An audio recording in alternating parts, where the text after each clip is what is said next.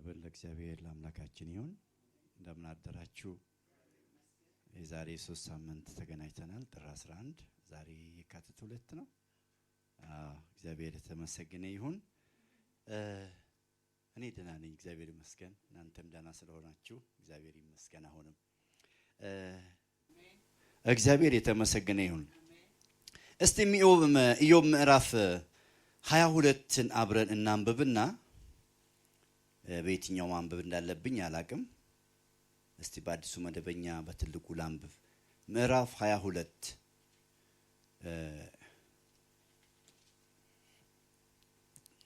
እንደዚህ ይላል። ሰፊ ነው።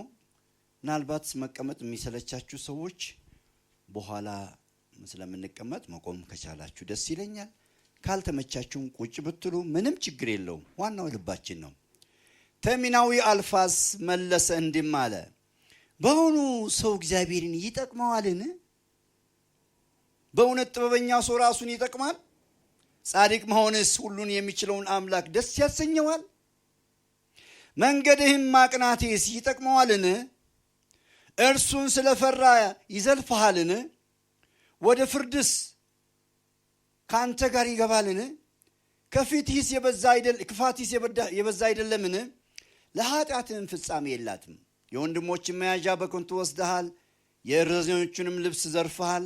ለደካማ ውሃ አላጠጣህም፣ ለራብተኛ እንጀራ ከልክለሃል። በክንድ የበረታ ምድርን ገዛ፣ ከበርቴውም ሰው ተቀመጠባት። መበለቲቱን አንዳች አልባ ሰደድሃት፣ የድሃ አደጎችም ክንድ ተሰብሯል። ስለዚህ አሽክላ ከቦሃል፣ ድንገተኛ ፍርሃትም አናውጠዋል ካለ በኋላ ወደ መጨረሻ ወደ 21 አካባቢ ስትሄዱ እንደዚህ ይላል።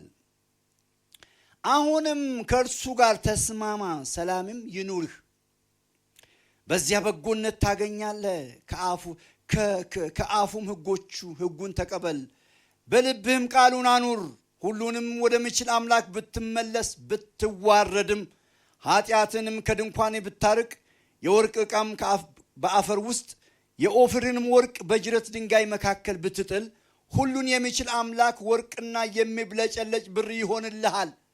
የዚያን ጊዜ ሁሉን በሚችል አምላክ ደስ ይልሃል። ፊትህንም ወደ እግዚአብሔር ታነሳለህ፣ ወደ እርሱም ትጸልያለህ፣ እርሱም ይሰማሃል። ስእለትንም ትሰጣለህ፣ ነገርንም ትመክራለህ፣ እርሱም ይሳካልሃል። ብርሃንህም በመንገድህ ላይ ይበራል። ቢያዋርዱ አንተ ከፍ ከፍ ትላለህ። ትሑቱንም ሰው ያድነዋል፣ ንጹሕን ሰው ያድነዋል። በእጅህም ንጽሕና ትድናለህ። አሜን። እግዚአብሔር ይባርካችሁ። ቁጭ በሉ። ፓስተር ስለጸለየች አልደግመውም። አሜን ስላል አንድ ነው መንፈሱ። እግዚአብሔር የተመሰገነ ይሁን። እንግዲህ የዛሬ 3 ሳምንትም እንደተነገራችሁ ምናልባትም በመካከል ባሉትም የአምልኮ ቀናት ማስታወቆች እንደተነገራችሁ ተስፋ አደርጋለሁ። የፓስተሮች ስራ ስለሆነ አይረሳም ብዬ አስባለሁ። ዛሬ እግዚአብሔር በእኔና በእናንተ መካከል ምን ልል ፈልጓል? ትንሽ ቅድም ፓስተር በጸሎትም ሐሳብ እየነካካችሁ ነገር አለ። ምንድን ነው እንግዲህ ከዚህ ጋር በማያያዝ በእግዚአብሔር ቃል ዛሬ አብረን የምንማረው ነገር አለ።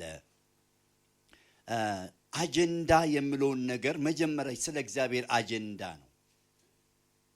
አጀንዳ ምንድን ነው? ከቃሉ ትርጓሜ ብንነሳ በምድር ሊሰራ ያለ በእግዚአብሔር የተነደፈ እግዚአብሔር በሰዎች ሕይወት ውስጥ ወይም በዚህ ምድር ላይ እንዲሰራ የሚፈልገው የልቡ ሐሳብ ማለት ነው። አጀንዳ እሱ ነው። እንደ ግለሰብ በግል ሕይወት፣ እንደ ቤተ ክርስቲያን ደግሞ በየቤተ ክርስቲያኑ እንደ ምድርቱም እግዚአብሔር የልቡን ሐሳብ ወደ ሰው የሚያደርስበት ኢሹ ወይም ዋና ርዕሰ ጉዳይ ማለት ነው። የእግዚአብሔር የልብ ሐሳብ ነው። ስለዚህ እግዚአብሔር ቢረዳን ባሉን በሚቀሩን ተከታታይ ጊዜያት ሳምንትም ይኖረናል። እግዚአብሔር በረዳን መጠን ወደ እግዚአብሔር አጀንዳ ስለመመለስ ነው ላጥብቀውና ዝም ብሎ ራፍ አጀንዳ ሳይሆን እግዚአብሔር ቢረዳን የእግዚአብሔር አጀንዳ ምንድነው? አብሬው ነው ያለሁት ወይስ ተለይቼ ነው ያለሁት? ምን ማድረግ አለብኝ ወደሚለው አካሄድ የሚያስከድ ነገር ነው ምናየውና እግዚአብሔር ሁላችንንም ይርዳን። በዘፍጥረት የመጀመሪያውን ስትመለከቱ የእግዚአብሔር አጀንዳ እግዚአብሔር እንደሰጠኝ እንደተገለጠልኝ 3 ትላልቅ አጀንዳዎች አሉት እግዚአብሔር። የእግዚአብሔር አጀንዳ ትላልቅ 3 ናቸው። በእኔ አረዳድ አሁን ባለሁበት አረዳድ አንደኛውና የመጀመሪያው እግዚአብሔር ትልቁ አጀንዳው መፍጠር ነው። ፍጥረትን መፍጠር ነው። ሔዋን ሰዎችን ነፍስ ያላቸውን እንስሳትንና ግዑዙን ፍጥረታት በምድር ላይ የሞላውን በሙሉ መፍጠሩ የሱ ሥራ ነበረ። ማንም ያልተጋራው ሥራ፣ የግሉ የሆነ ሥራ፣ የግሉ ከሰው ጋር ያልተያዘ ከሌላው ፍጥረት አካል ጋር ያልተጣበቀ ብቻውን ያደረገው የመፍጠር ሥራ ነው የመጀመሪያው ትልቁ የእግዚአብሔር አጀንዳ። ያንንም ስትጀምሩ ዘፍጥረት ምዕራፍ 1 ላይ በመጀመሪያ እግዚአብሔር ሰማይና ምድርን ፈጠረ ይላል። ምድርም ባዶ ነበረች፣ አንዳችም አልነበረባትም፣ ጨለማም በጥልቁ ላይ ነበረ። ምድርም ገጽ አልነበራትም፣ መልክ አልነበራትም። የፈጠረውንም ከዛ ጀምሮ መልክ እየሰጠ መጣ። ሁለተኛው የእግዚአብሔር አጀንዳ ምንድን ነው? ሁለተኛው የእግዚአብሔር አጀንዳ የፈጠረውን ፍጥረት ማስተዳደር ነው። በቀጥታና በተዘዋዋሪ በራሱ መለኮታዊ መስተዳድርና በሱ መለኮታዊ መስተዳድር ባሉት ሰዎች የዘመኑን አጀንዳ የሱን አጀንዳ ተቀብሎ በሚያገለግሉትና በሚኖሩት ሰዎች መስተዳድሩን ማካሄድ ነው። ሁለተኛው አጀንዳ ማኔጅመንት አድሚኒስትሬሽን የእግዚአብሔር አስተዳደር ነው፣ መስተዳድሩ ነው። የፈጠረውን ፍጥረት ዝም ብሎ ስለማይተው እግዚአብሔር በመለኮታዊ መስተዳድሩ በሚያስፈልገው ነገር ጣልቃ እየገባ በቀጥታም በሌሎችም ኤጀንቶቹ በሰዎች በተለይም ደግሞ ጸጋውና የመስተዳድሩ ስጦታ ባላቸው ሰዎች ማስተዳደር ነው። ሶስተኛው የእግዚአብሔር ትልቁ አጀንዳ ምንድን ነው ብዬ ከራሴ ጋር ብዙ ጊዜ ሳወራ ይህን ካረገ በኋላ ለሰው ስራን ከሰጠ በኋላ ለሰው ድርሻን ከሰጠ በኋላ እንዲህ ስራ ካስቀመጠ በኋላ እንዲያስተዳድር ከሰጠ በኋላ አንድ ቀን ዋጋ ለመክፈል መምጣት ነው። ዋጋ መክፈል ነው። እንደ ስራው መጠን ለሰው ዋጋ መክፈል ነው።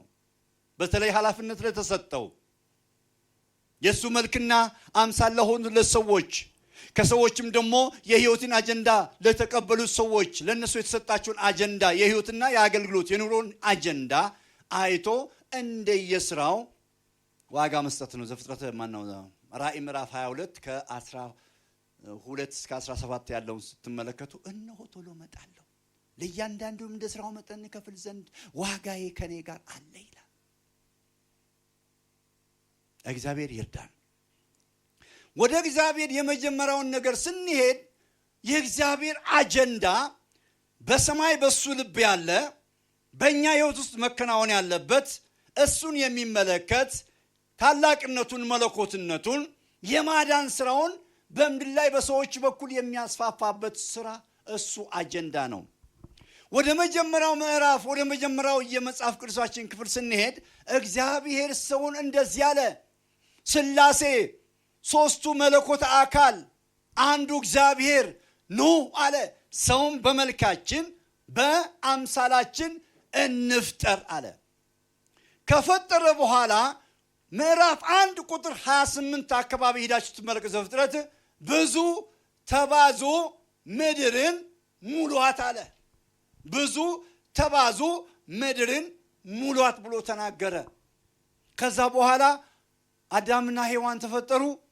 ከተፈጠሩም በኋላ ልጆች ተወለዱላቸው። የተወለዱላቸው ልጆች ስትመለከቱ ደግሞ ቃይልና አቤል ወደ ሜዳ ወጥተው ቃይል አቤልን ሲገለው ታያላችሁ። ከዛም በፊት እግዚአብሔር ስትመለከቱ ምዕራፍ 3 ላይ ከምዕራፍ 2 በኋላ ምዕራፍ 3 ላይ የተሰጣቸውን አትብሉ የተባሉትን ሲበሉ ታያላችሁ። ሔዋን በላች፣ ለባሏም ሰጠች። ትእዛዝ አስቀምጧል እግዚአብሔር። እግዚአብሔር አጀንዳ መስተዳድሩም እንዳነቁ ይህን ብሉ፣ ይህችን አትንኩ፣ ሁሉም ብሉ ነው።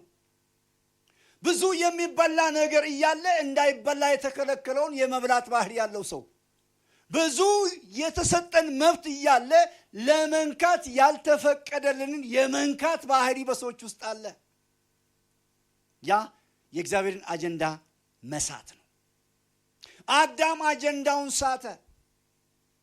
ያው አንድና አዳም ነው የሚባለው የተፈጠረው ሰው የመጀመሪያው እሱ ስለሆነ ሔዋን ብታበላውም ሔዋንም አዳምም አንድ ናቸውና ከጎኑ የተወሰደች ነችና አጀንዳውን ሳቱ። ሰው አጀንዳ ከሳተ በኋላ ምን አይነት ባህሪ እንዳለው ልንገራችሁ ወገኖቼ። አጀንዳ ከሳተ በኋላ እግዚአብሔር በገነት ኤደን ውስጥ ተገኘና አዳም አለው፣ ጠራው። አዳም ወዴት ነህ? አላየውም። አሁን እግዚአብሔር መለኮት የሆነ ልዕልና ያለው ይሄ እግዚአብሔር አይቶታል። ግን አዳም ወዴት ነህ አለው። መልሱ ምን ነበር? ምን ነበር የተባለው? ድምፅን ሰምቼ ፈራው ራቁቴን ስለሆንኳል። መልሱ ልክ ነው። መሆን ያለበት ምንድን ነው? እዚህ ጋር ነኝ። ራቁትን እንደሆንክ ማን ነገረ ሲባል ደግሞ መልሱ አሁንም አራምባና ቆቦ ነው። ኃጢአቴን ስለሰራው ኃጢአቴ ስላራቆተኝ በፊት መቆም ፈራው ማለት ሲገባው በቃ ሌላ ነገር ነው። በእውኑ አትብላ ካልኩ ዛፍ በላህን ተብሎ ሲነገረውስ መልሱ ምንድን ነው? አዎ ሳትኩ በላው መሆን ሲገባው አንተ ረዳት ትሁን ብለህ የሰጠኸኝ ማመካኘት። አጀንዳ የሳተ ጄኔሬሽን ያመካኛል ወደ ሌላው፣ እጁ ወደ ሌላ ይጠቁማል። ማመካኘት ወደ ሔዋን፣ እሷ ነች ያሳተችኝ። እምቢ ማለት አይችልም ነበር? የነፍስ ፍቃድ እኮ አለን፣ ስሜት እውቀት እኮ አለን። እግዚአብሔር እኮ ሰውን ከፈጠረ በኋላ የስሜት የፍቃድ የእውቀትን ነፃነት እኮ ሰጥቶታል። የስ ኖ ለማለት አደርጋለሁ አላደርግም፣ ይገባል አይገባም ለማለት የሚመዝንበት ማንነት በነፍሱ ውስጥ አለች። ግን መልሶ እሷ ነች እሱ ነው መጠቋቋም። ወደ እሷም ዞር ብሎ በእውኑ አትብሉ ካልኳችሁ ዛፍ በላችሁን አላት። እሷም አዎ በላም ማለት ሲገባት ምን አለች? ሰይጣን አሳተኝና በላው። ፍቃድ አላት እኮ እሷ፣ እምቢ ማለት ትችላለች። ወገኖች ልንገራችኋል ነገር፣ አጀንዳ ከተሳተ የምናመካኘው ምክንያቶች ብዙ ናቸው። በእግዚአብሔር ፊት ቅቡልነት የሌለው እግዚአብሔር የማይደግፋቸው ብዙ አሰስ ገሰስ ወሬዎችን እናወራለን። አጀንዳ ስንስት ሰው ከመስመር ሲወጣ የሚያወራው ነገር ብዙ ነው። ሰው የእግዚአብሔርን መስመር ሲለቅ እግዚአብሔር ያስቀምጠለትን ጉዞ ጎዳናው ሲጭበረበርበት የማያመካኘው ነገር የለም። እንትና ነው እንትና ነች። የሆኑ ሰዎችን ስም ጠቅሶ የሆኑ ነገሮችን ጠቅሶ የሆነ ቡድኖችን ጠቅሶ መሪዎች ናቸው የሚመኑ ናቸው የሆነ የሚባል ነገር ብዙል። ኖ ኖ ኖ ኖ አንተ ማነህ? እግዚአብሔር በሰጠ ማንነት ላይ ምን ያክል ልክ ነህ? ምን ያክል ልክ ነሽ? እሱኛው ነው መመዘን ያለበት። አጀንዳ የሳተ ትውልድ ሰበበኛ ነው። ያውም ልክ ያልሆነ ሰበብ፣ ምክንያተኛ ነው። ልክ ያልሆነ ምክንያት ኢሎጂካል ይሆናል። ሰው በኃጢአት መስመር ውስጥ የእግዚአብሔርን ሐሳብ በመሳት አንዳንዴ የእግዚአብሔርን አጀንዳ የሳትን እስከማይመስል ድረስ ሰማይ ጠቀስ ድምጾችን እናወራለን፣ ቃሎችን። ኖ አሁን ባለንበት ሌቭል እኔና እግዚአብሔር ምን ያክል ተግባብተናል? አሁንም ሄድ ከሱ ጋር ተስማማ ነው የተባለው። ኤሊሁ ማን ነው? ኤልፋዝ፣ ቴምናዊ ኤልፋዝ ለኢዮብ የተናገረው ከሱ ጋር ተስማማ። ከሱ ጋር ብትስማማ ሌላ ሁሉ በእጅ ይገባል፣ ወርቅ ብሩም የእግዚአብሔር ነው። ያለህን ነገር ተውና ራስን ለሱ ስጥ፣ ከሱ ጋር ተስማማ ነው የተባለው። በእርግጥ አንድ ነገር ልጠቁማችሁ። እግዚአብሔር የላቀ ነገር በህይወታችን ውስጥ ማድረግ ሲፈልግ፣ የበለጠ ነገር በውስጣችን ሊያደርግ ሲፈልግ፣ አጀንዳውን በእኛ ሊያስቀጥል ሲፈልግ የመከራው ማዕት ብዙ ነው። ኢዮብ እኮ ያጠፋለም ኢዮብን የእግዚአብሔር ኃያልነት ከምን ያክል መከራ ማዳን እንደሚችል ለማሳየት እንጂ ኢዮብን ሊያጠፋው ለመከራው የመጣው እግዚአብሔር የተመሰገነ ይሁን። የሚያጠፋው አይደለም። ደግሞም በኢዮብ ሕይወት ውስጥ ትዕግስትን ለማስተማር ነበረ። እኛ ከኢዮብ ሕይወት እንድንማርም ጭምር ነው።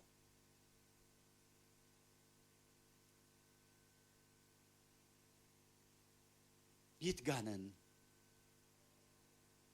ጋር ያለ ነው? ከእግዚአብሔር ሐሳብና ዘላለማዊ አጀንዳ አንፃር ምድራችን የት ጋር ያለችው? አባቶች፣ ጎልማሶች፣ ወጣቶች የት ጋር ያለ ነው? የት ጋር የተሰወር ነው? ከእግዚአብሔር ሐሳብ በሐሳቡ ልክ እየሄድን ነው ወይ? እሱ በፈለገው የአጀንዳ ልኬት እየሄድን ነው ወይ? ምን ጋር ደርሰን ቆም ነው? አሁን እግዚአብሔር በእኛ ምድር በእኛ ሕይወት ሊገልጸው የፈለገው በዚህ ልክ ብቻ ነው ይመስላችኋል? አይደለም። ከዚህ አሁን ከምናስበው በላይ፣ አሁን ከምንሰማው በላይ፣ አሁን ከምናየው በላይ፣ አሁን ከምንደነቅ በላይ ገና ያልተከፈተ ነገሮቻችን ብዙ ናቸው። ገና እግዚአብሔርን አይተን ያላለቅንበት፣ ያልጨረስንበት፣ እግዚአብሔርን አምልከነው ያልጠገምንበት የልዕልናው ልክ አላየነውም። ገና በምድር ላይ ማየት የሚገባንን ገና ትልቅ ክብር አለው እግዚአብሔር። በመንፈሱ ሲገለጥ ማንም በፊቱ መቆም አይችልም። ለነገሩ ብንዘምር ለማን ነው?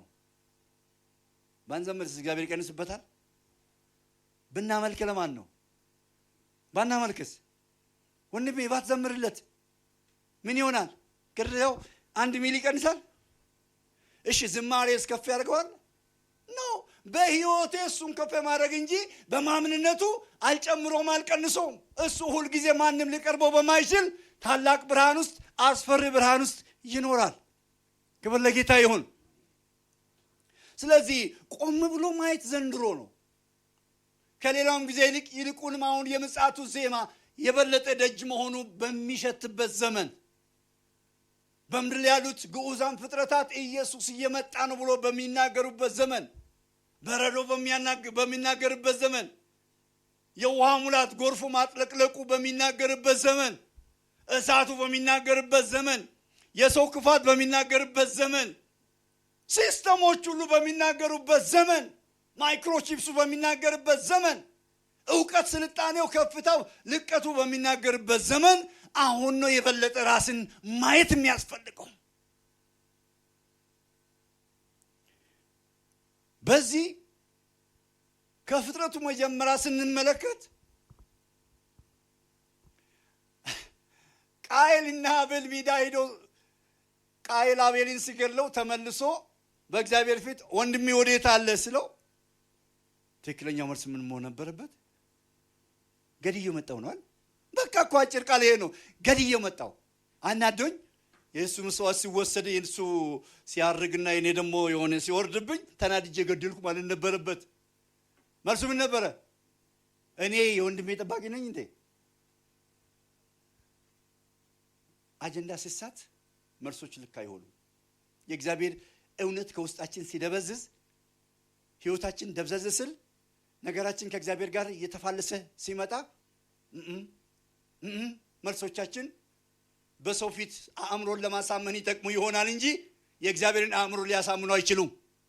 ብዙ ጊዜ ግን የእግዚአብሔርን ነገር ለመመለስ ጭምር እስኪመስል ድረስ የማይገቡ ነገሮችን የማውራትና አላግባብ የሆኑ መልሶችን የመመለስ ነገር ይታያል። ግብረ መልሶቻችን ይሄን ይመስላሉ። እኔ የወንድሜ ጠባቂ ነኝ። በምዕራፍ 5 ቁጥር 22 አካባቢና 24 ላይ ዘፍጥረት ደግሞ አንድ ነገር ታያላችሁ። ሄኖክ ግን አካሄዱን ከእግዚአብሔር ጋር አደረገ። ቁጥር 24 ላይ ሄኖክ ግን አካሄዱን ከእግዚአብሔር ጋር አደረገ፣ እግዚአብሔርም ወስዶታልና አልተገኘም። ሃሌሉያ። አካሄዱን ከአምላኩ ጋር አጀንዳውን ያወቀ፣ የእግዚአብሔርን አጀንዳ ያወቀ፣ በነገሩ ተጠንቅቆ ግራና ቀኙን ሳይል ቀጥ ብሎ የሄደ ሰው ሳይገኝ ቀረ፣ ተወሰደ። እግዚአብሔር የተመሰገነ ይሁን። አላመናፍሰውም፣ ግን እንደዚህ ብናገር ደስ ይለኛል። ይሁላችሁ የእግዚአብሔርን ነገር ስንይዝ የእግዚአብሔር አጀንዳ ሲገባን ለሌሎች ላይ መች ይችላል አንገኝም አንያዝም በሁኔታዎች የገባን እውነት ከገባን እግዚአብሔር ለኛ ያለው ነገር ከገባንና በዛ በተረዳንበት እንደሚገባ መመላለስ ስንጀምር ለሌሎች ነገር የማንገኙ እንሆናለን ክብር ለእግዚአብሔር ይሁን አልተገኘም እግዚአብሔር ወስዶታልና የእግዚአብሔር አጀንዳ ይውሰደን የእግዚአብሔር ነገር ይጠቅልለን አካይዱን ከሱ ጋር አስተካከለ ተጓዘ ከእግዚአብሔር ሐሳብ ጋር በምጽአት መጨረሻ እንግዲህ አመለካከቶች የተለያዩ ቢሆኑም ገና መጥቶ ሙቶ ነው ትንሣኤ የሚያገኘው ሄኖክ ከኤልያስ ጋር ይባላል ገና ረጅም ዓመት ነው የኖረው ምድር ላይም ደግሞ ገስታውስ ይኖራል ከእግዚአብሔር ያስቀመጠው የሆነ ቦታ ላይ ገስታውስ ነው ያለ አልተገኘም አሁን ከመከራው አርፏል አይገርማችሁም እኔና እናንተ የምናያቸውን ነገሮች አላየም ጉዞውን አስተካከለና ተወሰደ ኤልያስም አገለገለና ተወሰደ ሄዱ አመለጡ የግድ ስጋ መሞት ስላለበት ደምና ስጋ የእግዚአብሔር መንግስት ደግሞ ስለማይወርሱ መጥተው ያችን ደግሞ ይቀምሷታል ሁለቱ ወይራዎች ሁለቱ ነቢያት የተባሉ በመጨረሻው ራእይ ላይ የተጻፈው ማለት ነው አትገኙ እንድንገኝ የሚፈልጉ ብዙ ግብዣዎች አሉ ግራና ቀኝ የሚጋብዙ ብዙ ነገር አብረቅራቂ ነገሮች ውስጣቸው ግን መርዝ የተሞሉ ብዙ ነገሮች አሉ አትገኙ እኛ ከዘላለም የታሰበልን አጀንዳ አለን ክብር ለእግዚአብሔር ይሁን በእግዚአብሔር አጀንዳ ውስጥ ማዕቀፍ አለን የታቀፍን ነገር አለን እኛ ታቅፈናል በእግዚአብሔር አጀንዳ ውስጥ መለኮታዊ የእግዚአብሔር አጀንዳ ውስጥ ያለን ሰዎች ነን በግዛዊ ነገር ላንያዝ ትግሉ ሰፊ ነው ሊያሰናክል ሊያሸማቅቅ የሚሞክር ብዙ ነገር ነው ግን የእግዚአብሔርን አጀንዳ ብቻ መርጦ መጓዝ በቃ ያዋጣል ክብር ለእግዚአብሔር ይሁን ወደ ምዕራፍ 6ም ስንሄድ አግባብነት የሌለውን ነገር ካደረጉ በኋላ እግዚአብሔር እንዳዘነና ያለን ዘፍጥረት 6 ላይ የሰው ልጆችና የእግዚአብሔር ልጆች ተጋቡ ማይገባውን አደረጉ እግዚአብሔርን ደግሞ አዘነ ይላል ሰዎች በምድር ላይ እየበዙ ሲሄዱ ሴቶች ልጆች ተወለዱላቸው የእግዚአብሔር ወንዶች ልጆች የሰዎችን ሴቶች ልጆች ውብ ሆነው አዩአቸው ከመካከላቸውም የመረጧቸውን አገቡ እግዚአብሔርም ሰው ሟች ስለሆነ መንፈስ እያዘነ ከእርሱ ጋር ለዘላለም አይኖርም እድሜውም 120 ዓመት ይሆናል አለ አያችሁ አጀንዳን መሳት እድሜንም ያሳጥራል እንት ላይ መዝሙር 191 ላይ ምንድነው በሉል መጠጊያ የሚኖር ሁሉም በሚችል አምላክ ጥላ ውስጥ ያድራል ካለ በኋላ እዚህ መጨረሻው ቁጥር አካባቢ ስናነበው ረጅምን እድሜ አጠግበዋለሁ ነው የሚለው አጠግበዋለሁ ረጅም እድሜ አያችሁ የእግዚአብሔር አጀንዳ መሳት እድሜንም ያሳጥራል ማለት ነው የእግዚአብሔርን መለኮታዊ ነገር ተቃርነን መገኘት ያለንን የመኖር በአጀንዳ ውስጥም ይሁን እንደ ሰውም በምድር ላይ በስጋ የመኖሩም ነገር ከባድ እንደሆነ ነው የሚታየው 120 ዓመት ሆነ እነ ማቱሳላ 969 ዓመት ኖሩ እና አዳም 930 ዓመት ኖሩ ሌሎች 900 ቤት 800 ቤት ብዙ ዓመት ብዙ መቶ ዓመት ለሺ ምናምን ሲቀራቸው እዚህ ጋር መጣና ሩብ የነዛ ሩብ ማጥቶን 120 ዓመት ብቻ አሁን ደግሞ እሱም ጠፍቷል ኤክስፔክታንሲው ስንት ገባ 47 ነው የኢትዮጵያ ላይፍ ኤክስፔክታንሲ 45 ነበር ትንሽ 47 ገብቷል መሰለኝ አሁን እንደዛ የሆነ መጣ ያ እንግዲህ የስጋ ነው አሁን አገልግሎት ያገለገልን ነው አሁን ያመለክን ነው የእግዚአብሔርን ሐሳብ ማናደርግ ከሆነ አጀንዳውን የምንስት ከሆነ ከአጀንዳው ተቃራኒ የምንሄድ ከሆነ እግዚአብሔር ከኛ የሚፈልገው ነገር የማናደርግ ከሆነ የኛም እድሜ እኮ አሳዛኝ ነው የምትሆነው ምድር ላይም መኖር ደግሞ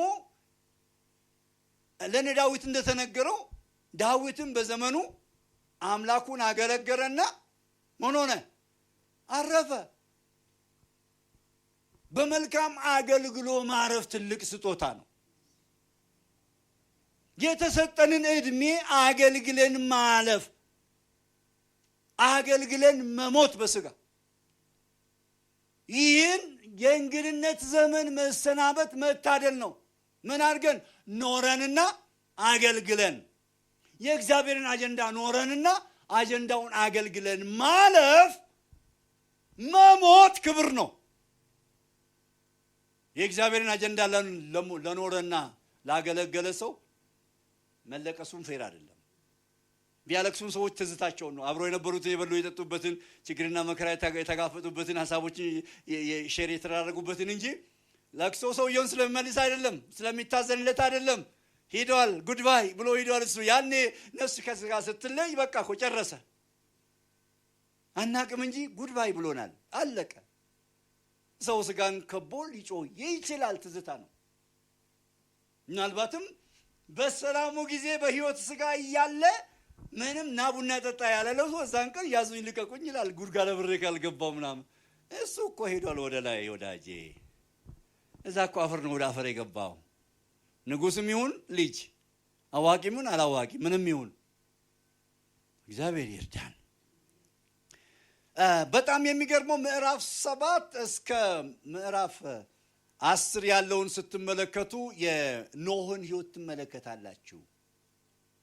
በዛ ዘመን ሁሉም ይጠጡ ነበር፣ ያመነዝሩ ነበር፣ ያገቡ ይጋቡ ነበር። ዘፍጥረት ምዕራፍ 7 እስከ 10 ያለውን ስታነቡ እግዚአብሔር ልቤ በዚህ በምድር ባሉት ህዝቦች አዝኗልና መርከብን አዘጋጅ ስራ አለው። አጀንዳው ገብቶታል ነው። የእግዚአብሔር ሐሳብ ገብቶታል ነው።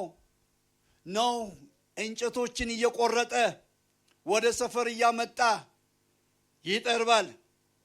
ሲወጡ የትም ውሎ ሲገቡ ሌላው እንደፈለገ እየሆነ ሲመጣ እሱ እያረፈ እንጨቱን ቁፍ ያደርጋል፣ ይጠርበዋል። የእግዚአብሔርን ሐሳብ ማከናወንና አጀንዳውን መስራት አንዳንዴ እንደሞኝ ያስቆጥራል። ይሁን ግድ የለም፣ በርቱ ይሁን። አንድ ጊዜ ወደዚህ ጥሪ ሲገባ ታላቅ ወንድሜ በጣም ተቆጣኝ። አሁን ወርሼዋለሁ፣ እግዚአብሔር ይመስገን። ይሄን የመሰለ አእምሮ ይዞ ለሀገር መሪ መሆን የሚችል ሰው እንዴት ነው? በቃ ወንድሞች ጓደኞቹ መከሩትና በኔ ላይ ከቤት ወጣው። መጨረሻ እኔ ያዘኝ ይዞኛል። እንደዚህ ባይገባኝም አሁንም ብዙ አልገባኝም፣ ገና ብዙ ማራለሁ ስለ ጌታ። እንዳሁን ባይገባኝም የሆነ ፍቅሩ ይዞኛል። ብቻ እንደዚህ ልቤ ላይ ሁክ አድርጎ ይዞኛል። በቃ ከራሱ ጋር አንጠልጥሎኛል። ለካ መጨከሬ ጥሩ ነበረ። ወንድሜ ማባበል ብመለስ ኖሮ እሱንም አላገኘውም ነበር። ዛሬ ሙሉ ቤተሰቡን ለጌታ ወርሻለሁ። የእግዚአብሔርን አጀንዳ ለማድረግ ስንታትር ሰዎች እንደሞኝ ይቆጥሩናል። እንደማንጠቅም ሊቆጥሩን ይችላሉ። ግድ የለህም፣ እንደውም አንተ ነህ የምትጠቅመው፣ በጣም አንቺ ነሽ የምትጠቅሚው። አንተ ነህ የምትጠቅመው። የእግዚአብሔርን ነገር ያስከው ትጠቅማለህ። ሌላው እንደ ከንቱ ሊቆጥር ይችላል። ለእግዚአብሔር ግን አንተ ከንቱ አይደለህም። የእግዚአብሔር እውነት ለገባው ሰውም አንተ ከንቱ ሰው አይደለም፣ ከንቱ ሰው አይደለሽም።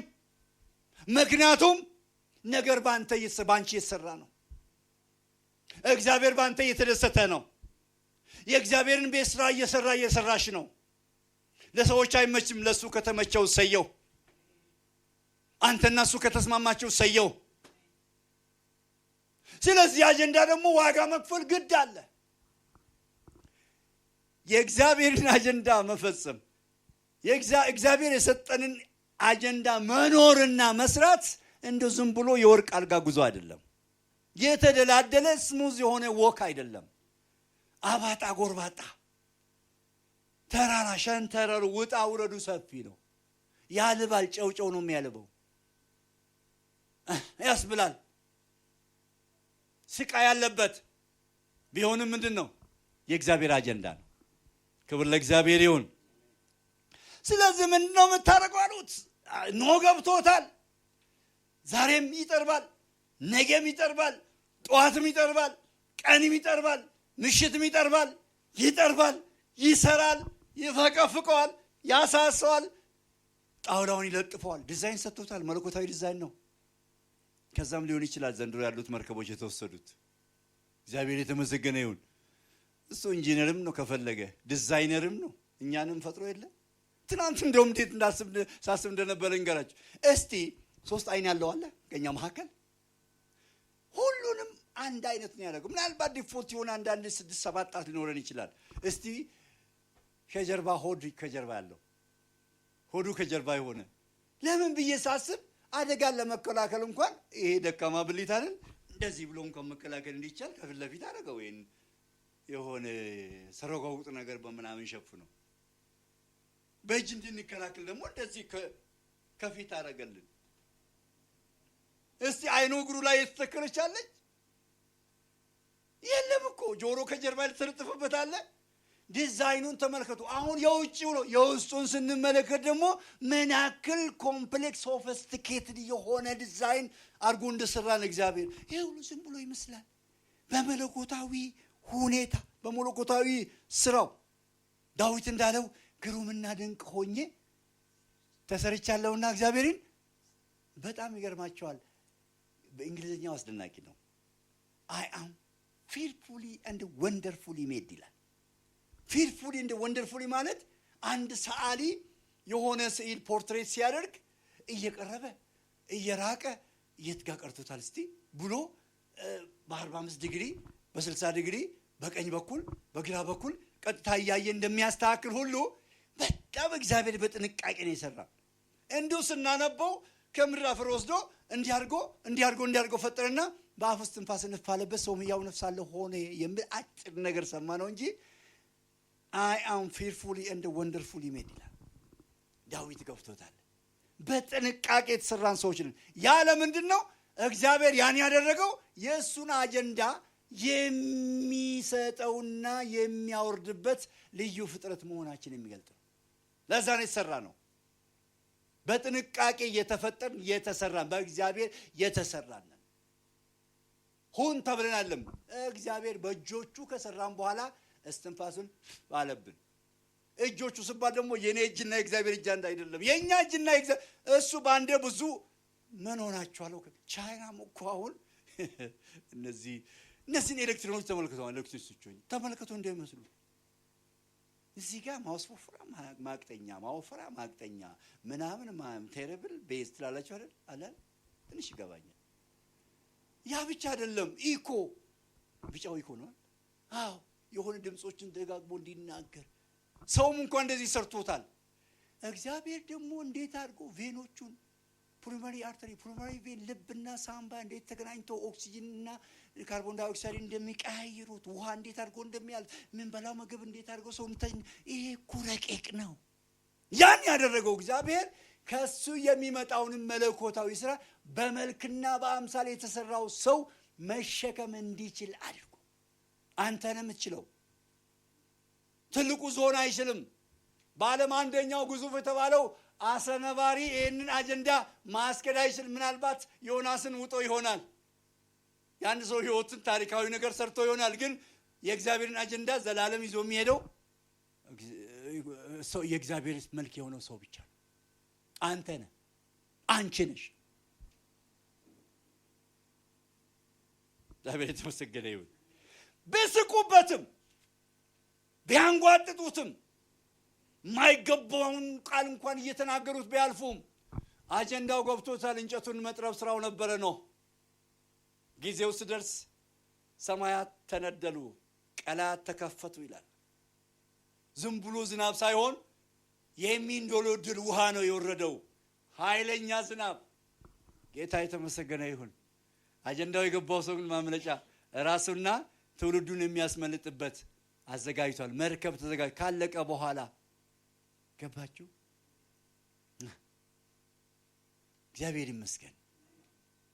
ለዛ ነው የተፈጠርከው። ለአጀንዳ ተፈጥራችኋል። አጀንዳ አለብኝ እኔ። ባይመቸኝም አጀንዳ አለብኝ። አንዳንድ ጊዜ የሚታዩ ነገሮች የአጀንዳን እይታ ይጋርዳሉ። ኖ ሰብሰብ አድርጉ እስቲ አይናችሁን። ለምን ተፈጠርኩ? መጠራቴ ለምንድን ነው? ለመብላት ለመልበስ? ያን እኮ አመፀኞችም ያደርጉታል። ሌቦችም እኮ ይለብሱታል። ከዛ በላይ ቤት አላቸው። ይገርማችኋል፣ በጣም ሌክዠሪ ካር ሌክዠሪ ሃውስ ነው ያላቸው፣ ግን ሌክዠሪ ሆም የላቸውም። ሌክዠሪ ላይፍ የላቸውም። ሌክዠሪ አክቲቪቲ ያላቸው። we are different። እንለያለን። ከእግዚአብሔር ጋር ከተስማማን ልዩ ትውልድ ነን። ከሱ ጋር መስማማት መጓዝ ከቻለን የተለየን ሰዎች ነን። ነው እኮ እንደነሱ ሰው ነው፣ ግን የእግዚአብሔር አጀንዳ ገባው። 150 ቀናት 150 ቀን የሚገርም እኮ ነው። 150 ቀን ለሚዘንበው ዝናብ ነው 120 ዓመት የሰራው። 120 ዓመት ቀላል አይደለም። የሁሉ ዓመት አይሰለቸውም። አጀንዳ ነው የገባው።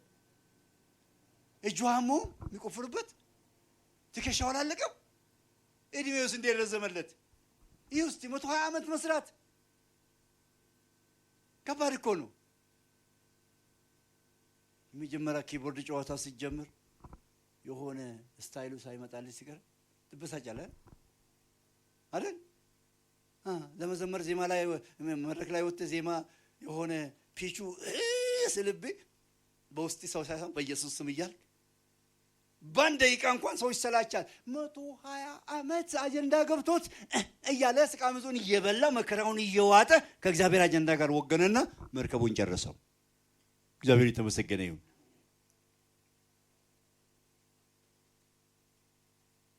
ወደ ምዕራፍ 11 በጭራም ስትሄዱ የኡር ከለዳውያንን ትውልድ እንመለከታለን። አብርሃም ከዛ ወጣ።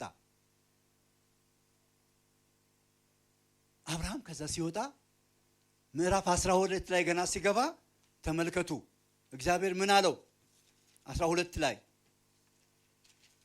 የሚገርም ነገር ነው። ተመልከቱ እግዚአብሔር አብርሃምን እንዲህ አለው፣ አገርህን ወገንህንና የአባትህን ቤት ትተህ እኔ ወደማሳይ ምድር ሂድ።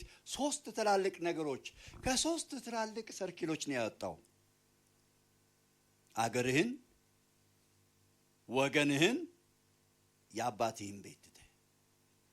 አሁን ሰው የተቸገረበት ትላልቅ ርዕስ ለአብርሃም ቀላል ነበረ።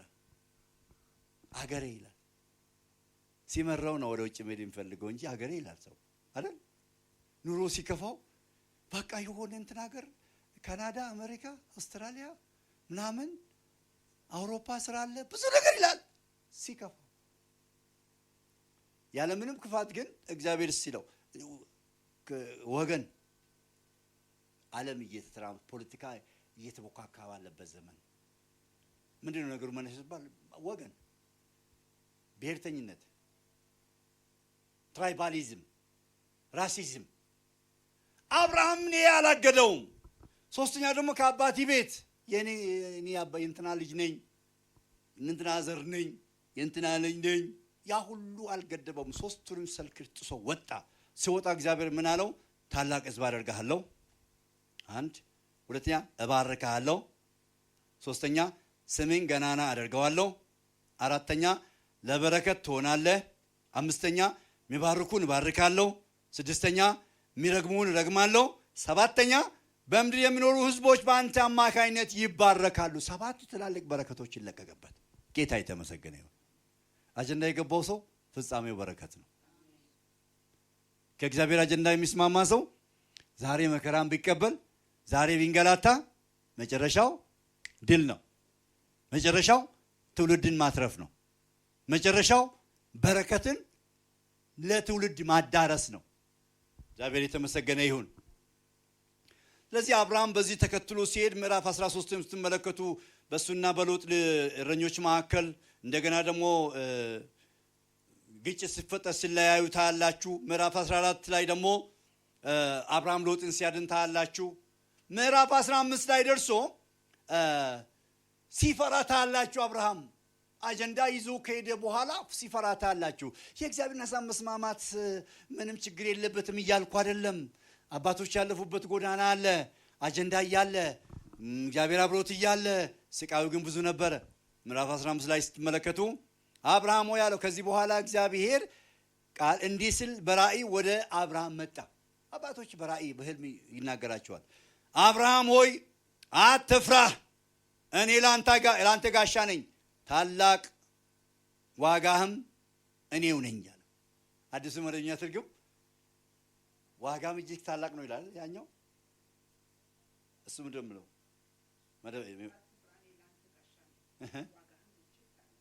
ዋጋም እጅግ ታላቅ ነው። አዲሱ መደበኛ ትርጉም በጣም የሚገርመው ታላቅ ዋጋህም እኔው ነኝ። ያንተ ታላቅ ዋጋ ሌላ ነገር አይደለም። ዋጋ እኔ ራሴ ነኝ። ታላቅ ዋጋህም እኔው ነኝ ነው የሚለው። አይገርምም?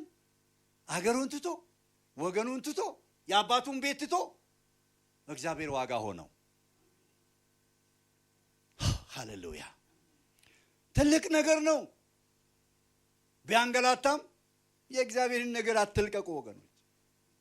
ሊያስርብ ይችላል፣ ሊያስገፋ ይችላል፣ ሊያስከፋም ይችላል። ንትርክና ብዙ ነገሮች ሊኖሩት ይችላሉ። ግን ይህ አጀንዳ ከሰው አልተሰጠም። ይህን ጥሪ ሰው አልጠራንም። ይህን አገልግሎት ሰው አልሰጠንም። ከእግዚአብሔር ነው የተቀበልነው። መከራም አለው፣ ችግርም አለው። በዛ በመከራና በችግር መካከል ቆመን ነው ለትውልድ የምንተርፈው። አብርሃም በመከራው በውድቀቱ በመነሳቱ ውስጥ ብዙ ነገር አሳይቶናል፣ አስተምሮናል። ትዕግስቱን ፍርሃቱ ውስጥ እግዚአብሔር ምን ብሎ እንዳስተካከለው ምዕራፍ 17 ላይ ደግሞ እንደገና ሌላ ቃል ኪዳን 12 ላይ የገባለትን ኪዳን መልሶ ሲገባለት ታያላችሁ። አጀንዳ ካለብን እግዚአብሔርም አይተወንም። በመከራው እየተከታተለ ልክ ሉቃስ ምዕራፍ 24 ከቁጥር 13 ጀምሮ ቀሌዮጳና ወዳጁ አብሮ ሲወጡ ወደ ኤማውስ ሲበሩ ሲያመልጡ ሲሸሹ ኢየሱስ ተከትሏቸው ነበር አይደል? ባለፈው ያየነው ተከትሏቸው ነው። ለምን? አጀንዳ አለባቸው። የሚሰሩት ነገር አለ። ከሐዋርያት ወገን ናቸው። ደቀ መዛሙርት ናቸው። ነገ መንግስቱን የሚያስፋፉ ናቸው። ወንጌልን እስከ ዓለም ዳርቻ ከኢየሩሳሌም ተነስቶ እስከ ዓለም ዳርቻ የመንግስቱ ወንጌል የሚሰብኩ ናቸው። ስለዚህ መፈለግ አለባቸው። በመከራቸው ተከተላቸውና አበራቸው አይደል? እግዚአብሔር የተመሰገነ ይሁን። ባለፈው የተማርነው ይሄን ነው። አጀንዳ ካለብን ዝም ብሎ ጥሎን አይሄድም። ከንፈር መጥቶ አያልፍም። የኛም ድርሻ አለ፣ የኛም ትጋት አለ። ዋናው ግን የአጀንዳው አስፈጻሚ እግዚአብሔር ከኛ አይቀርም። በየትኛውም ጎዳና በየትኛውም ሁኔታ ውስጥ እግዚአብሔር ምን ያደርጋል? ይከተለናል፣ ይከታተለናል፣ ኃይል ይሰጠናል፣ ጸጋን ያለብሰናል፣ ሞገስ ይሆነናል፣ በችግራችን ውስጥ ጸንቶ መቆምን ይሰጠናል። ክብር ለእግዚአብሔር ይሁን። ለዚህ አብርሃም በዚህ ህይወት ራሱን ካለ በኋላ ምዕራፍ 17 ላይ እግዚአብሔር ቃል እንደገባለት ቃል ኪዳኑን ድጋሜ ከሰጠው በኋላ መገረዝ አለባችሁ ካላቸው በኋላ ከተገረዙ በኋላ ምዕራፍ 18 ላይ ሲገባ ቀትር ላይ 3 ሰዎች ወደ አብርሃም ቤት ሄዱ። 3 ሰዎች እሱም አስተናገዳቸው። ጥጃና የሚበላ ምግብ አመጣረደላቸው። ዱቄት አምጪ፣ ለውሰሽ ጋግሪ፣ ወተት አምጡ ምናምን አለ። ሁሉ ተደረገ። ከበሉ ከጠጡ በኋላ አብርሃምን አሉት፣ የዛሬ ዓመት ዛሬ ወደ አንተ እመጣለሁ፣ ሚስቲ ሳራ ልጅ ትወልዳለች። እንዴት ይሆናል አለች። እኔ ከዚህ በኋላ ከጌታዬ ጋር ፍቶት ይሆንልኛል እንዴ? እኔም ጌታዬን ፈጽመን አርጅተናል፣ ጃጅተናል፣ መራመድ አቅቶናል። ከዚህ በኋላ የወጣትነት ነገር ከየት ይመጣል ብላ ሳቀች። ቁጥር 14 ላይ በእውኑ ለእግዚአብሔር የሚሳነው ነገር አለን? ክብር ለእግዚአብሔር ይሁን። የእግዚአብሔር አጀንዳው ምንድን ነው? በአብርሃም ሕይወት ውስጥ አዲስ ትውልድን ማምጣት ነው። ከሳራና ከአብርሃም መሃል ይስሐቅን ማስገኘት ነው። ትውልድ ሁሉ በአንተ ይባረካል ተብሎ ሰባተኛው ቡራኬ ይሄ ነው። ስለዚህ በወጣትነታቸው ቢወልዱ ኖሮ እኛ ልጅ ወልደን ይሉ ነበር። she was bare መካን ነበረች አይደል እንዴ? በወጣትነት እንኳን አርጅታ ጃጅታ በወጣትነቷም አልወለደችም። እንዳይተብቱ እንዳይፎክሩ ከሞቱ በኋላ ከሞተ ሰውነት ዘር እንዲገኝ ያደረገ እግዚአብሔር አጀንዳውን በአስደናቂ መንገድ ነው የሚያደርገው። ሰው በማይፈልገው በማያውቀው በማይረዳው ለየት ባለ መልክ ነው አጀንዳውን እንፈጽም። እስቲ ወደ ራሳችሁ ነው። እናንተ አሁን ለዚህ መድረክ የምትገቡ ናችሁ። እኔ ለዚህ ህይወት በቂ ነኝ አይደለሁም እኮ። ከብዙዎች መካከል እኔን ፈልጎኛል። በቃ የኔ ብርታት አይደለም። I'm not worthy to be here። በቃ እዚህ መሆን አይገባኝም። ለዚህ የሚበቃ ሰው አይደለሁም። ግን ከሱ የተነሳ እና ከአጀንዳው የተነሳ ከምሕረቱና ከፍቅሩ ከቸርነቱ ብዛት የተነሳ እዚህ ጋር ደርሻለሁ። አጀንዳ በኔ አለ። በቃ ሄዳለሁ። አጀንዳ በኔ አለ። ያማል ጉዞ አዎ። ውጣ ውረዱ ሰርጓጉጡ ብዙ ነው አዎ። ግን ምን አለ? አጀንዳ በኔ አለ። የጉዞ አጀንዳ አለብኝ። የህይወት አጀንዳ ያገልግሎት አለብኝ። ሌላው የሚጎርቡጣል አዎ አለ። ብዙ ማዘረዝረው አለ። ግን ምን አለብን? የእግዚአብሔር ነገር አለብን። እሺ የምንለው መርጠን የምንታዘዘው በቅርበት ከሚታየው ልክ ከተራራው ጀርባ ከዛ ከሚታየው ችግር መከራ ከጥቁሩ ከጥላሸቱ ጀርባ እኔና እግዚአብሔር የተስማማንበት ጉዳይ አለ። አንተና እግዚአብሔር አንቺና እግዚአብሔር የተስማማችሁበት የህይወት ጉዳይ አለ። የአገልግሎት ጉዳይ አለ። ዝም ብሎ የሚታለፍ አይደለም። ሰው በተወሰደበት አትወሰድ። ሰው በተወሰደበት አትወሰጅ። ከእግዚአብሔር ከአምላክሽ ጋር ተስማሚ። ከእግዚአብሔር ከአምላኬ ጋር ተስማማ። አብርሃም ምን ያክል ጨካኝ እንደሆነም ስትመለከቱ ምዕራፍ 22 ላይ ለዓላማው ለአጀንዳው ጨካኝ መሆኑን ስታውቁ ለ25 ዓመት የጠበቀውን ልጅ በመከራ በስተርጅና ያገኘው ልጅ እረድልኝ አለው እግዚአብሔር። መስዋዕት አድርግልኝ አለው ምዕራፍ 22 ላይ። ምንም አላለም እኮ። ለሚስቱም አላማከረም። ምንም ፍንጭ የለም። ሎሌውንና አህያውን እንጨትና እሳቱን ይዞ ወደ ሞሪያ ተራራ ጉዞ ጀመረ። ከዛ መሃል ላይ ደርሶ ደግሞ ከርቀት አየ የተባለበት ቦታ ላይ ደግሞ ደረሰ ይላል። ቁጥር 9 ላይ ምዕራፍ 22 ደረሱ ይላል። ከዛ በኋላ እዚህ ቆዩ እኔና ልጄ መስዋዕት አቅርበን እንመጣለን ብሎ ውስጡ ግን ምንድነው? ሄጄ ልጄን መስዋዕት አድርጌ እመጣለሁ ጠብቁኝ ማለቱ ነው። እኔና ልጄ መስዋዕትና ጌቶች ናቸው። ትእዛዛቸው ይጠበቃል። አባባ አብርሃም አጀንዳውን ማወቁ ስለገባው መታዘዙን ስላየ አንድ ልጅን ስላልከለከልከኝ አለው እግዚአብሔር። በዕፀ ሳቤቅ የታሰረ አንድ በግ አዘጋጀለትና በቃ አንድ ልጅን አልከለከልከኝም። ደሞ ሲያስተወው በቀለል አድርጎ አይደለም። ጽሑፉን ካያችሁት ድጋሜ ይጠራዋል አብርሃምን። እዛ ጋር በጉ ተዘጋጅቶ ይስሐቅን ሊያርደው ሲዘጋጅ አብርሃም በሚል ኃይለኛ ግነት ቃል ነው የሚናገረው። ዝም ብሎ አይደለም። ደንግጦ እጁን እንዲመልስ ዞር ብሎ ድምፁን ሊያይስል በጉ ተገኘ። የይስሐቅ ጥያቄ ተመለሰ ማለት ነው። የመስዋዕቱን በግ እግዚአብሔር ያዘጋጃል ብሎ ነው የተናገረው። እውነትም እግዚአብሔር የመስዋዕቱን በግ በይስሐቅ የሚተካውን በግ አዘጋጀ። ለምን?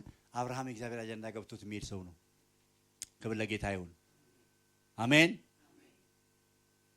አጀንዳ ሲገባን ጨክነን ስናደርግ ሊፈትነንም ይሆናል። ቆሞ ያንን እግዚአብሔር አንዳንድ ጊዜ ማንም ሲጫወትብህ ነገሮቹ ግራ ሲገቡ ግራ ሲያጋቡ የሆነ በላ ሲያከናብሉ ለናዲ ዝም ብሎ ቆሜ ይመስላል። ግን ማንነትን ሊያይ ሊሆን ይችላል። ቆም፣ አጀንዳ አለብህ። ቁሚ አለብሽ። አንቺም እንቁም፣ አጀንዳ አለብን። እንደ ግል እንደ ቤት ብዙ መከራ አለ፣ ብዙ ችግር አለ። እንደ አገር እንደ ቤተ ክርስቲያን ግን ምን ይዘናል? አጀንዳ አለብን። ጭካኔ ያስፈልጋል ወገኖች። እያንዳንዱ እንዴት አድርገህ ነው ይሄን አገልግሎት እዚህ ያደረስከው ተብሎ እንደው ቢጠየቅ ስንቱን ይዘረዝር እንደሆነ አላውቅም። መጽሐፍ ሊጻፍ ይችላል። ከመጀመሪያው ጀምሮ ቢጠይቁኝ እኔ 600 700 ፔጅ የሚጨርስ መጽሐፍ ልጽፍ ይችላል። ከባድ ነው። ግን ብቻውን ታላቅ የሆነ ብቻውን የአጀንዳው ባለቤት ሆኖ በእኔ ስራ ሊሰራ የፈለገው እግዚአብሔር በሰማዩ መጽሐፍ ላይ ጽፎታል። ሁሉንም ጽፎታል። ያን ነገር አንድ ቀን ያስረክበናል። ይሄው ድካምክ፣ ይሄው ድካምሽ፣ የለፋህበት አንተ ታማኝ ባሪያ፣ አንቺ ታማኝ ባሪያ፣ ባሪያዬ፣ ልጄ፣ ወዳጄ ዋጋ ይሰጠናል። ዛሬ ዋጋ ቢስ ልመስል እንችላለን። ምን አስቸገረሽ? ይህን የመሰለ ሙያ ይዘሽ ይሉ ሰይጣንም ይናገራል። አንዳንዴ አእምሮን ይናገር። ሰዎችም አፋቸውን ከፍተው ምንድነው በቃ የሆነ በትርፍ ጊዜ ያገለገላችሁ መኖር አትችሉም እንዴ? ይህን የመሰለ ምን የመሰለ እሳት የመሰለ ምን መብረቅ የመሰለ ዲግሪዎችን ይዘ ይህን የመሰለ ነጥብ ይዘ የሚሉ ሰዎች ነበሩ። አዎ ለዛ ከሆነ ገና እሰራለሁ። የኔ ዕውቀት የእግዚአብሔርን አጀንዳ አይለካውም። የኛ ፍልስፍና የእግዚአብሔርን ነገር አይለካውም። ትልቁ ነገር መለኪያው መታዘዝና ታማኝነቱ ነው። ክብር ለጌታ ይሁን። ስለዚህ ወገኖች ሰዓት ወስጄ እንደሆነ አላውቅም። የት ጋር ያለ ነው? እግዚአብሔር ከሰጠን አጀንዳ አንፃር ምን ጋር ነው የቆም ነው? የት ጋር ይቆም ነው? ዝም ብሎ ውርውርታ ነገር የሆነ ጭጋግ መሳይ ነገር ውርውር የሚል ነገር ዝም ብሎ ዝግባ ማይባል ነገር ዝም ብሎ ከእግዚአብሔር አጀንዳ ጋር የማይሄድ ነገር እንደው መስሎ እኩያ ሆኖብን ይሆን? ሌላው አጀንዳ ገለባው አጀንዳ ከንጥሩ አጀንዳ ጋር ተስተካክሎብን ይሆን? የእግዚአብሔር አጀንዳ ንጥር አጀንዳ ነው። ግሳንግስ ነገር የለበትም። ምንም ነገር ውስጥ ኑሩ፣ ምንም ነገር ውስጥ ሁኑ፣ በምንም ውስጥ እለፉ፣ እግዚአብሔር ያላችሁን እንድትሆኑ የእግዚአብሔር ፈቃድ ነው። በዛ ውስጥ ደግሞ ምሾ አመከላው አለ። አለቀ። ከቤት ጀምሮ ሰፈር አገር ድረስ መከራ የሚያበላ ሁኔታና ሰው ሊኖር ይችላል። ኖ ከመከራው በላይ ደግሞ እጅን ይዞ ወደ ታሰበው ስፍራ የሚያደርስ የልዑል አምላክ መገኘት ካንተ ጋር ካንቺ ጋር ይሆናል። ቆም እንበል፣ እናስብ። ዝም ብሎ እንደ ደራሽ ውሃ ወይም ደግሞ ደራሽ ውሃ ጠርጎ ወንዝ ዳር የጣለን ሰዎች አይደለም። ታስበን የተጠራን ሰዎች ነን። ድንገት አይደለም። መለኮታዊ እቅድ ወጥቶብን ዓለም ሳይፈጠር ገና በፊቱ ነውር የሌለብንና ቅዱሳን እንሆን ዘንድ ተብሎ የተጻፈልን እኛ ነን። የልጁን መልክ ልንገልጥ ነው የተጠራ ነው።